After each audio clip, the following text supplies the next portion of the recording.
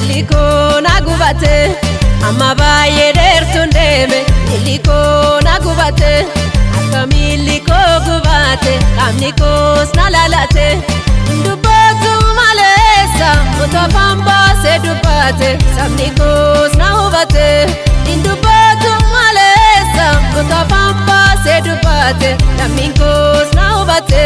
Booda warri michoo sammaan barbaanne eessa keessa si akkas godhe siitu kana godhe siitu ijoollee tana maarree godhe jettan gariin amma akka hubatutti inumaafuu maraataadha jechuu danda'a. Garuu jechuullee dandeessan kun immoo yaada keessan akkatti yaaddani akkaataatti hubattan. Amma booda waa'ee jara kanaa maqaalee kaasuun barbaadu harki xiyyaleen akka asin nabadu hin barbaadu kana Oromoon akkanaa beektu jechuu barbaadeeti. Alaala tilfoonaan na rakkuudhaa miti numaaf nama jiruuf jireenyallee qabu nama deemu aniif biraan jira abbaa fedheehu gadinju dhugaa ammoo hangaan danda'utti dhugaa qabadheetiin sossoo namni bar waan sodaatu hin qabne mataan isaa sodaa jaan garaan na gubatee jira waan haasa'uun beeku iji gaara duubatti laaltee waan agarre tamutaaniif keessaa baasanii jette Oromoon dubbitan akkitti nu dhufte manguddummaatti dhufte fidnee jirra akkasii jette dubbitanaa arraame kadhumte. Amma baay'ee dheertuun deeme miliko nagubate amma baay'ee dheertuun deeme miliko nagubate akka miliko gubate qaamni koos na lalate dubbatu maleessa utofaan baasee dubbate sabni koos na hubate dubbatu maleessa utofaan baasee dubbate namni koos na hubate. Assalamu alaikum warahmatullahi wabarakatuh. Jirtu daawwattoota hordoftoota keenya shamaa kan jirtan bakka jirtanitti nageenya rabbii guddaa isin biraa jiraattu isin jecha. Egaa yaadaan turre jira maaliif nurraa ture jechuun keessan oolamu haaluma nu qabeenya tursiisee keessattuu haala keessa seenne keessaa qabuu dadhabne kana waa hunda gaa ol qabnee gaqqabnee dadhabnee jirra akkaataa isii godhanis nama dhiba haalli hundi ulfaataadha yoo asiin xiqqoo waa fidde asiin yakkachuu asiin gama badii namni deemuutu jira.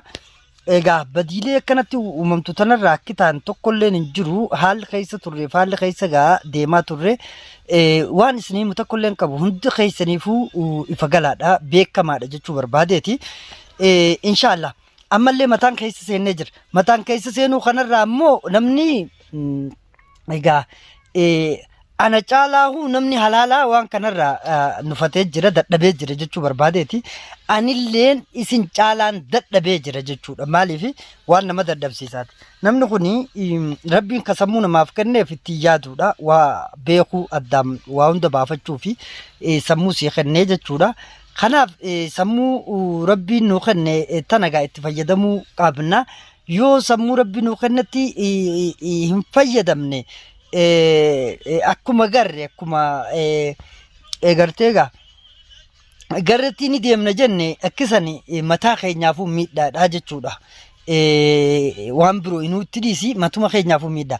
Kanaaf yoo nama gorsitee gorsa hin dandeenye ilmi namaa jechuudha akki gootuus hin jiru jechuudha. Yoo namaaf yaaddee rakkattee nama kanaaf waan godha jettee cinqamtee hanga dandeessutti gootee hanga kaanillee sichi fuula duraaf walumaanuu ni goona jettee yaaddullee taate ilmi namaa jechuudha. Rakkoon isaa guddoodha hin danda'amu jechuudha. Waan jara lamaan kanaaf Hiruusaa fi Arafee fa'aa waliin ta'e isin hunduu quba qabdanii jechuudha. Anis kaniin kana ta'ee fi wallaalummaa qabaadhe yookaan gowwummaa qabaadhe osoo hin ta'in bas gara laafummaan ni jira miti na yaachisuu fi na rakkisuurraa wanni tu wal miidhuu deemte kajuurraa namni nu dubbii jibbee biraa baqate keessatti hafee hanga xumuratti deemne namni jechuun kanaa achi gaa waa ofirraan agarree iji gaara duubatti laaltee waan agarre tamutaaniif keessaa baasanii jette Oromoon.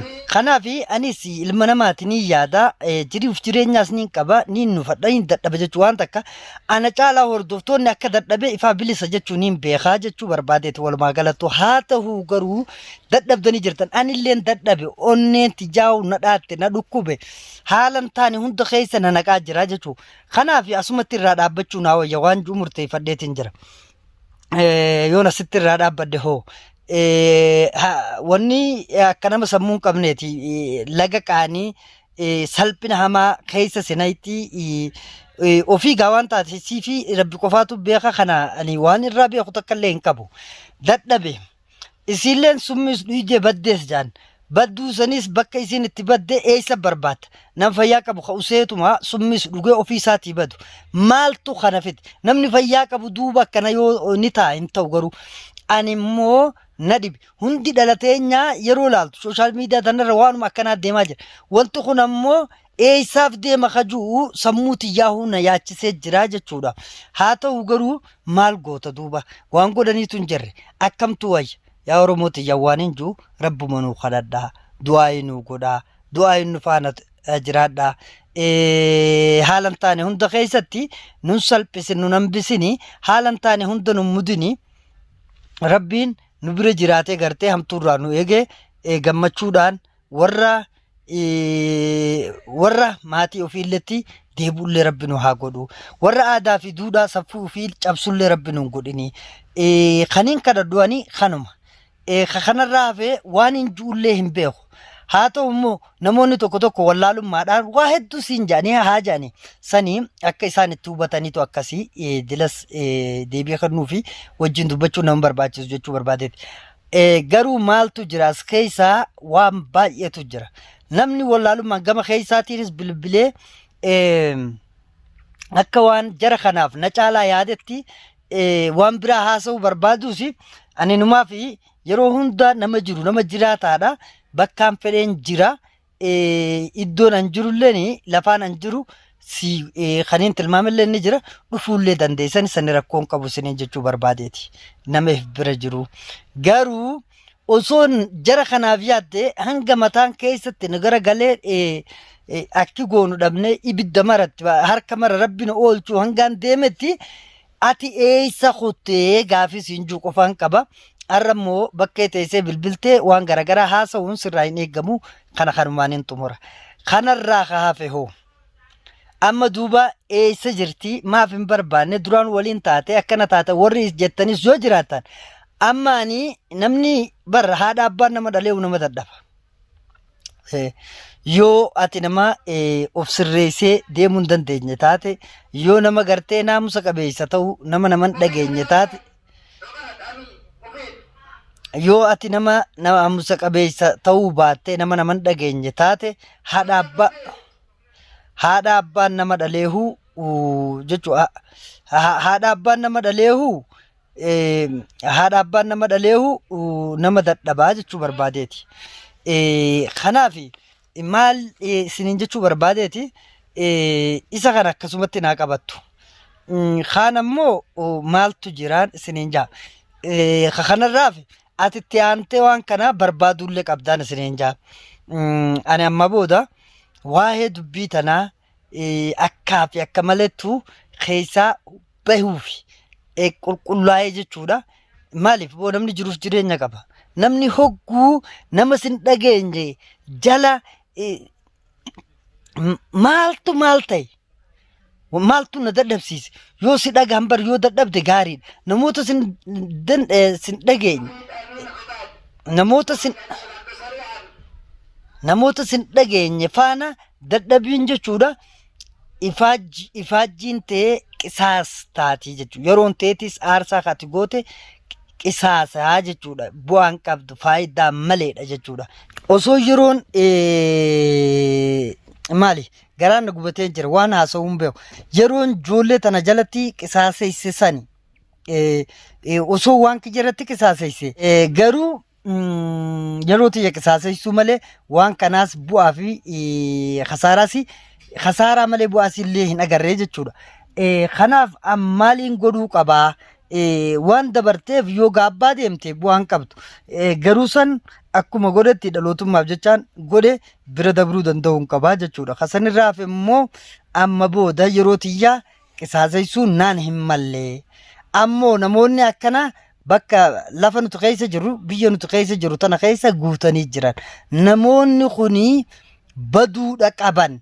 Balleessuudha qaba. Namni maaliif maal jaan gaalli hiriira duraan laallataa jaan. seer dhablummaa fi aadaa malummaanii kan argame nu keessatti jechuudha. Seer dhablumaan nu keessatti argame nuti kitti nu keessatti argame laallee agarra. Namni wal kabajuun hin jiru, wal dhageeffachuun hin jiru. Nama akkuma ofiin fedhetti deemuutu jira.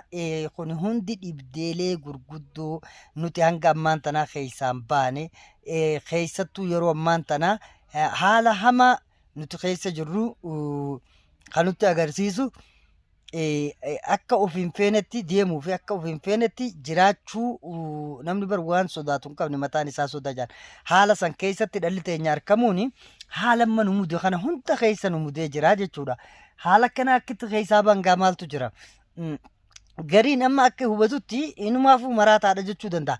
Garuu jechuullee dandeessan kun immoo yaada keessan akkatti yaaddani akkaataatti hubattani namuu akkuma bifti fuula adda addaa amaloota adda addaa qaba yaadota adda addaa illee qaba akkitti yaadullee akka tokkotti miti jechuudha. Akkitti yaaddanis akkas ta'uu danda'a waan ta'eef ani immoo wanni kun hundi na dhiphisee na rakkisee akkitti keessaa baanii hulluuqanillee na dhibee yeroo tiyya hunda aarsaas keessa godhee hangaan danda'etti tattaafadhe as keessa taa'ee bu'aa hin agarre amma booda waa'ee jara kanaa maqaalee kaasuun barbaadu harki kiyyailleen akka asin na badu hin barbaadu kana Oromoon akkanaa beektu jechuu barbaadeeti.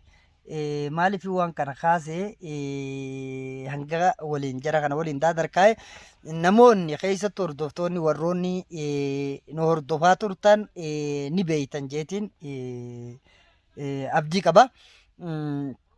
Warri ofirraa keessaa bahinaan jettanilleen baay'ee keessantu jira isinillee naaf galatoomaadha.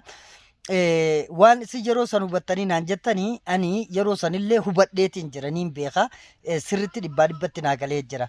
Garuu akkaataan keessaatti baa waan na dhibeef qofaan isa sanirra jira jechuudha. Akkaataan maali akkaataan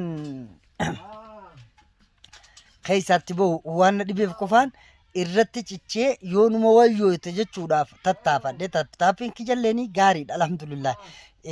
Hanga xumura siidhaa harkuun bareedaadha.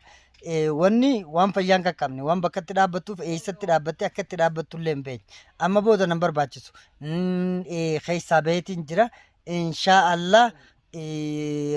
Bar tabiraa keessa dabree mucaan amma arafee jaan kuni dhalaalamaanii miti soddaa isaa na hiisisee na tumsiisee bar ani soddatti hin beenye ani ergasiihin waanuma kanaahu mata dhukkubbiin hamtuun na dhagahamte keessaa bahe jechuudha. Akkamiin namni soddaa ofii obboleessa michiyyoo nama hiisee irra taa'a obboleessa michiyyoodhaa michiyyoo isaanii awwaalee mana soddaanii taa'a.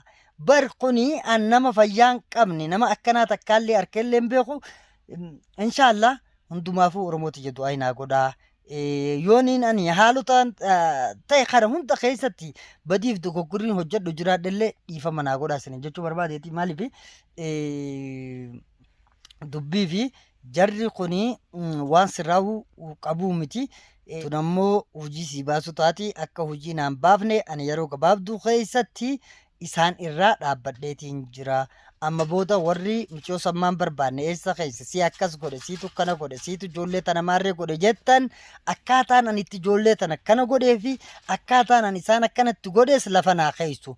Isinis teessanii halaalaa tilfoonaan na rakkuudhaa miti numaaf nama jiru nama jiruuf jireenyallee qabu nama deemu dhufuudha qabdu na biraa aniif biraan jira abbaa fedheehu gadin jiru dhugaa ammoo hangaan danda'utti dhugaa qabadheetiin sossoo. Dhugaadhaan ala waan biraa hin beeku jechuudha. Inshaallah rabbillee nan barsiisini. Kan akkasin naa quba qabaadhaa.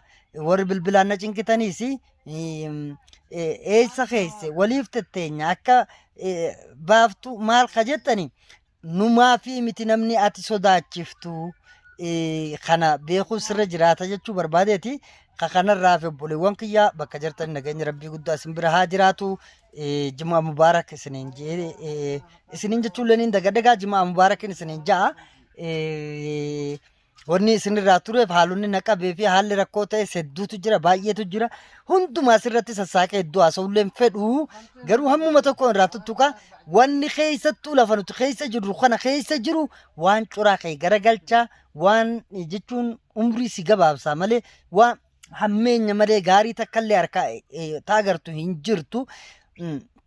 akkasumatti wal qabattee wanni tu waliin deemte nu godha tana keessaa rabbi nu haa baasu jechuun gaa nama of jaalatu qofa si godha nu haa baasuma jenna warra haalota kana keessa deemutti jiru kanallee hundumaa rabbi karaa haa qaceelchu bakkatti haa deebisu akka godhaniitu hin jirre akka godhan dhabnee jirra yoo wal fixuu taate immoo wal fixuu itti seenuudha deemna saniin ala wal dhagaanii waan tokko muranii murteessanii namni karaa nagaatti deemuu hin dandeenye tokko jaarsummaa arraan tana eegalte jaarsummaa illee fixuu komii dadhabde warri jettanii jirtan baay'een keessan san rakkoo hin qabu ani jaarsummaa inumaa seenee haasayeetu hin beeku garuu hangaan danda'utti gara laafummaa kiyyaanii waan dhagaame dhiigummaadha fi gartee aantummaadha waan ofiiti jee maxxanee waan sanii tattaafadheetiin jira.